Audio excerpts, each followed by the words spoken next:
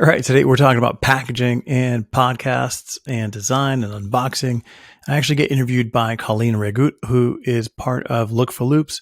She has a packaging podcast called Unboxing Your Packaging. Now, in this, it's a short, abbreviated version of the full interview. I'll have links in the show notes to the complete interview on Collene's podcast. Now, what we talk about is why I started this podcast in the first place. What have I learned from having started this podcast and why I think you should start a podcast? The other thing we get into is just from a design standpoint, like what types of products deserve an unboxing and what types of products don't deserve an unboxing. A lot of times as designers, we try to put maybe a little bit more than we should in some products, right? You don't necessarily need a full unboxing with every type of product. We're not looking for an experience every time. We're gonna go through like what we learned during the pandemic and how people viewed packaging at that point and how maybe it's changed the way that consumers view packaging all together now. So I'm super excited to share this with you because I think it's time that you maybe start a packaging podcast. And if you got any questions on how to start one, reach out to me because I'm happy to share all of this equipment, what I've bought, what I'm using, how I do this stuff, and I'm happy to help you get your podcast started. So reach out to me on LinkedIn. Do me a favor. You can subscribe to this channel. I point down here because I don't know where the little thing is, but subscribe to the channel, subscribe to the podcast, leave a review. And like I said, if you're interested in starting something for yourself or for your company, reach out to me. I'm happy to help you. And if I can't do it, I'm sure I know somebody that can. All right, guys, let's get to the show. So obviously, it makes sense that we start with the why you launched your podcast. What is the short version of the history behind it? So I'm curious about that. So why I started a packaging podcast, it was the beginning of the pandemic and it was lockdown. Don't get to see anybody. Don't get to work with anybody. Everybody was freaking out. And I said, you know what? I had been on another podcast with Adam Peake and I said, I kind of like this idea. It's like, I got to see you on screen. We had a great conversation. Like, how do you do it? And he explained how he did it. And I started doing it. And the reason was it gave me the opportunity to connect with people that I hadn't worked with in the past, but people that I looked up to. So I got to talk to the team at Pearl Fisher. I got to get like the exclusive scoop on when they redesigned, rebranded McDonald's. I was able to speak to Vincent Villager, former creative director of Burberry, and I got to have these great conversations with these people. And over the time, I've built wonderful relationships with some of them.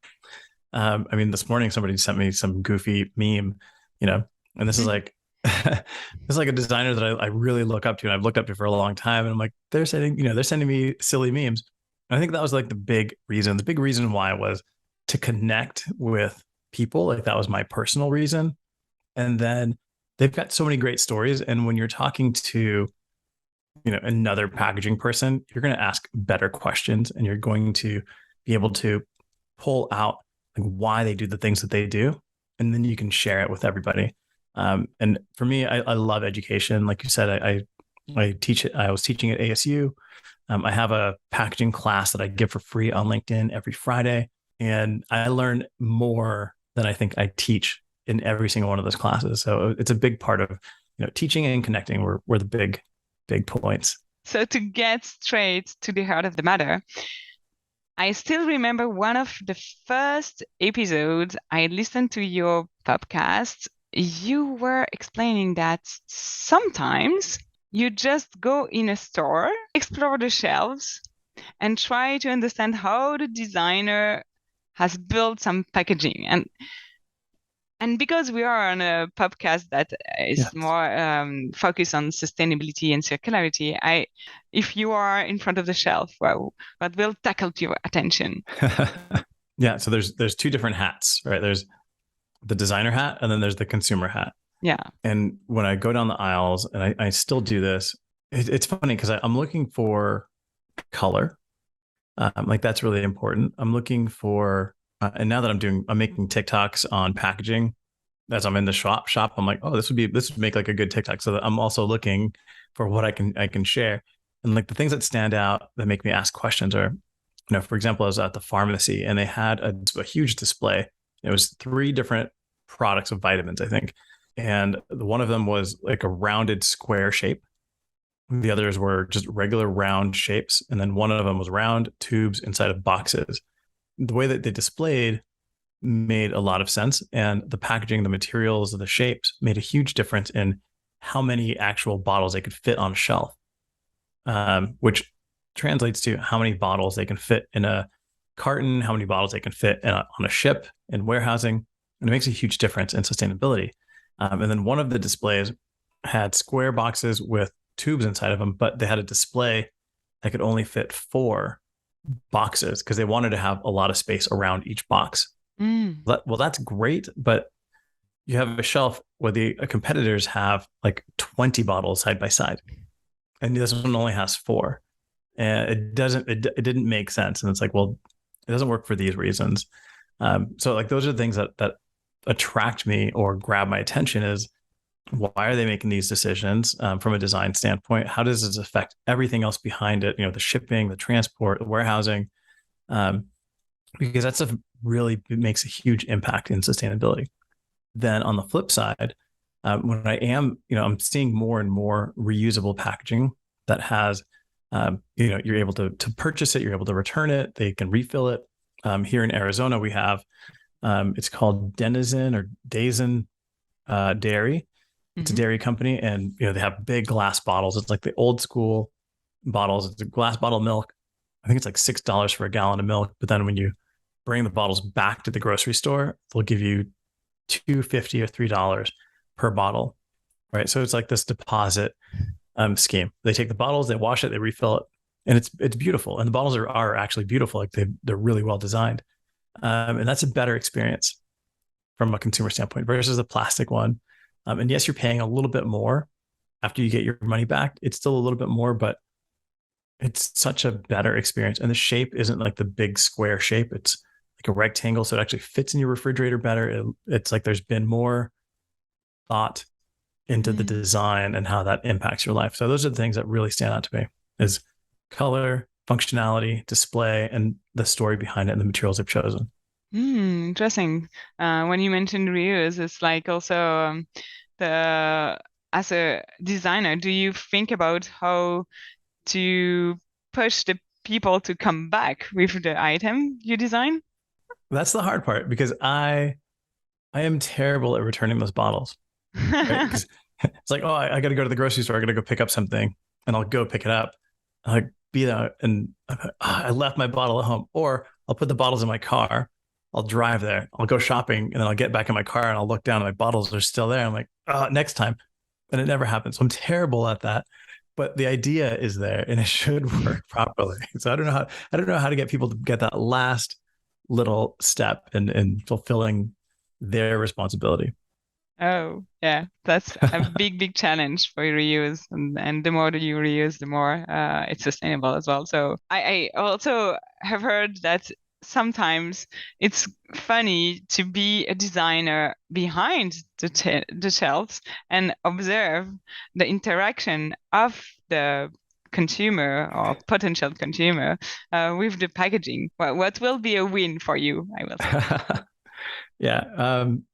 It's funny, right? Because I can give you the designer, creative, this is my art, my passion answer, or I can give you the real answer, right? And the real answer is, yes, I'm a designer. I'm looking at this as a piece of art that I'm creating, something that somebody's going to experience. I've sat in a meeting with clients and I've said, look, somebody's going to grab this box. They're going to tear into it this way. They're going to open it like this. This is, what we've observed. This is the experience they're going to have, right? Separate from sustainability, just the experience that they're going to have. And then COVID comes, and people are receiving boxes from, from Amazon. They're like wiping them down, tearing into it, don't even look, don't have any experience. They just throw it outside because they don't even want the box inside their house. And you're like, oh my God, I thought it was going to be like this beautiful thing. And now it's just garbage. And I think for a lot of designers, like that was a real, we've all known that we design packaging that becomes garbage. And we have to be really efficient about that to make it sustainable. But even sustainable packaging at that point, I think was hard hitting for designers where they're like, wow, because they realize it themselves. You're wiping down your groceries, you're wiping down the Amazon boxes, and then you just tear it out and you just throw the box outside. Don't even put it in your trash can in your house. And then you leave it for a day or two, and then you go pick it up and put it in your recycling bin or whatever it was people were doing. You're like, wow, okay, maybe this isn't as important as I thought it was beforehand, right? Like we really need to focus on the consumer, make it easy to access, because they're not buying this for the packaging. They're buying it because of the packaging, but not for the packaging. They're buying it for the product. So let's use the right materials. Let's try to make sure that the packaging is as small as is required to protect the product. So we're not using extra material, not taking up extra space. Let's make sure that the materials that we do use are recyclable and globally recyclable. A lot of times brands are looking at it like, well, in my city, we recycle glass, we recycle this and this and this. So these materials make sense. But in reality, if you're a brand of any size at this point, you're shipping your products around the world. And if your product can't be recycled easily in Italy or France and New York, Turkey, it doesn't matter. If it doesn't recycle there, then it's not recyclable. Then it's not truly sustainable. And one example that I give is I bought this coffee. This brand had amazing packaging. It was beautiful, had a beautiful embossing. It was a box. I didn't buy it for the coffee. I just bought it for the packaging. As a designer, you do buy for packaging, but it arrived and it was like, this is all recyclable, blah, blah, blah. And I looked at the materials and I'm like, this is not recyclable. And I reached out to the brand and they said, well, this is the research that we have from the manufacturer of this lamination. This is recyclable. Here's the data. It was like 16-page document. I went through all pages. And then at the very end, it explained the research was done in Turkey I can't remember what the city was, but in Turkey. And then I looked up the city and I looked up the recycling center, their recycling system. Well, they incinerate papers and plastics there. So it is recyclable where they did the research, but it doesn't mean that it's recyclable anywhere else, because that material was not recyclable, at least not here in the US, in the way that they made it seem. It's really, really interesting what is happening during the whole process of the life cycle of packaging. Yeah. And definitely I hear you, having the real end life of packaging before even designing. It's like paramount. So would you say that good design is making packaging simple and easy, or is it like too it's a shortcut to easy? No, well, good design is simple, and good design is not just simple to use, but simple to recycle. But good design is also like intricate and complicated design as well. It just depends on the brand and who you are. For me, I can see the simple answers and that it works for the product, but as a designer, I'm looking for that complexity. I'm looking for that art. So something that's a little bit more complicated is more intriguing to me, for that initial experience. And as a designer, the curiosity to go through it. But as a consumer, I don't need to go through that experience. When I unpack my groceries, I don't need to have like this wonderful experience with my milk. I don't have to have the same beautiful experience with my yogurt. If I do that, my food would go bad before I get it into the fridge, right? So you just need to put it in, easy. It needs to fit, and that's all I need. Okay, that's interesting. So if I put myself in the shoes of a designer, it's really kind of make the experience easy, but sometimes with complicated process. Upstream kind of. Yeah, it's like, yes. yeah, You can make it fun, and complicated can just be fun. Something that is either eye-catching or unexpected. That we just need like one moment of like, oh, this is really fun. But not every product deserves that. If I buy a pack of gum, the gum itself, I don't need it to be like, wow, every time. I just need to shove it in my mouth and move on. Right? yeah, If I'm buying a $800 purse or $1,000 purse, maybe I want, when the box opens, I want to hear a certain sound, or I want it to be thick enough that it feels like, wow, I bought a quality product, right? Because if I put a beautiful Gucci bag in a brown paper bag, the Gucci bag doesn't feel like it's that important. But if I put it inside of a nice rigid box that has a beautiful tissue on it and it opens and it's designed with intent, it makes me feel like this product is more valuable, right? Like it's a little bit more prestigious. Mm. And you need that, I think, in luxury, where you don't necessarily need it in every product. Yeah, it's I like the fact that you mentioned luxury because I want to to ask some question about this Yeah. subject as well, and it make me think about uh in a few days I've seen a lot of amazing packaging for shoes thanks to your LinkedIn post. But it seems that you have a kind of attraction for the shoes these days. I don't know, but not all kind of shoes, the luxury shoes. And Yes. and I thought it will be a perfect start to tackle some topics I wanted to have your point of view on about luxury. So let's start with a luxury wooden box that was actually a drawer and kind of a piece of art at the same time. And this shoe box actually has a whole story behind because it's a gift for Marcus Mariota, if I remember well, to thank him for signing to be a big brand sponsored athlete. And for real, the symbolism, the collaboration around it, the work together, and it's the finished product, everything was so beautiful, and people commented on that image saying, oh, actually I would buy the shoes just because of the box. Just for the box. Yeah. And I Yeah. remember telling myself, it's like, that's true, the box is really beautiful, it's a beautiful storage, and that won't be thrown away. It's like for sure. Yeah.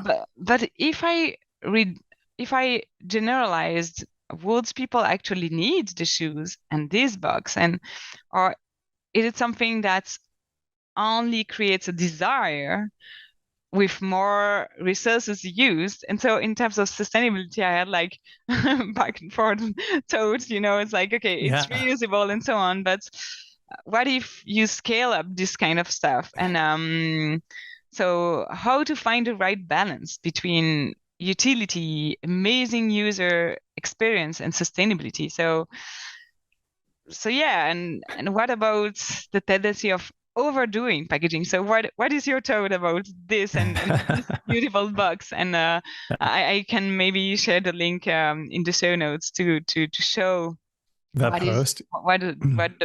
what is the box I am talking about.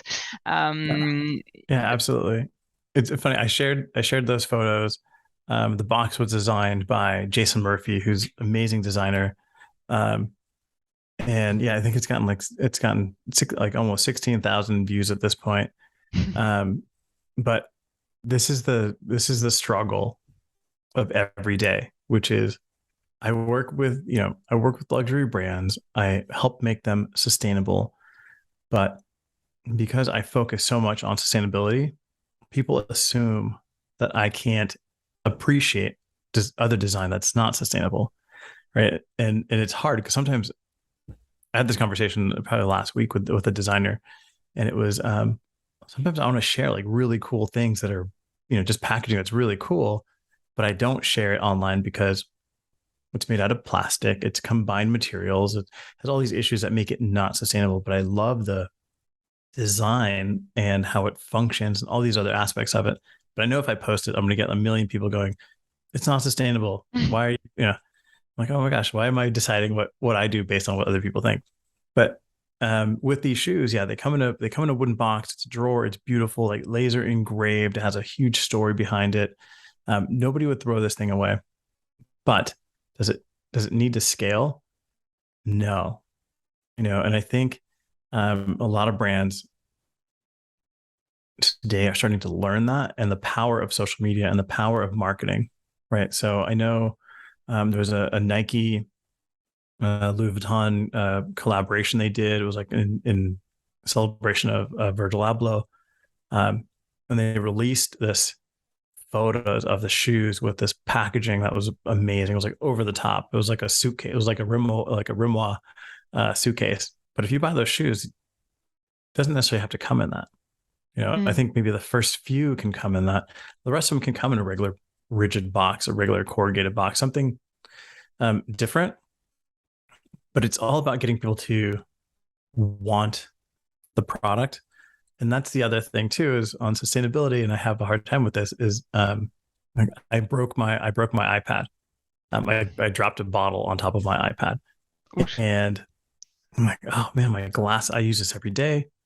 I went to the Apple store. They said, well, you can trade it in. We'll give you the exact same one, but it's going to cost you $800 for the trade in. They're like, well, why don't you buy a new one? I'm like, well, what's the difference? Like, oh, if you buy a new one, it's like $1,400. Okay, well, that's a little bit more money than I wanted to spend. I'm really happy with the one that I had. It did everything that I needed. The new one doesn't offer me much more. It's not going to change my life. And if I trade it in, they're taking my old one. They are going to give me a new one with like a whole new box, a whole new, the whole thing. Or I can take it down the street to a company that replaces the glass. And I think that's $200. And I said, it wasn't even because of the price, but I'm like, well, I love this iPad. It does everything I need. Let me just go replace the glass. Let me, reuse, refurbish, replace it versus try to get a new one or use this as an excuse. Hey, I get to get the brand new so-and-so iPad version, which, 5-10 years ago, I'd have been like, oh yeah, this is I have to get a new one. I broke my old one. Right. But that's not the case anymore. And I think, when we see some of this marketing around like the shoes, luxury products, you get excited to purchase. I think it's really important for people to think, do I really need that product? Am I buying it for X? Like, what's that reason? And is that a reason that I want to make decisions in my life based around? All right. Thanks for listening. That was a show. Like I asked, do me a favor, subscribe, review. I'll see you soon.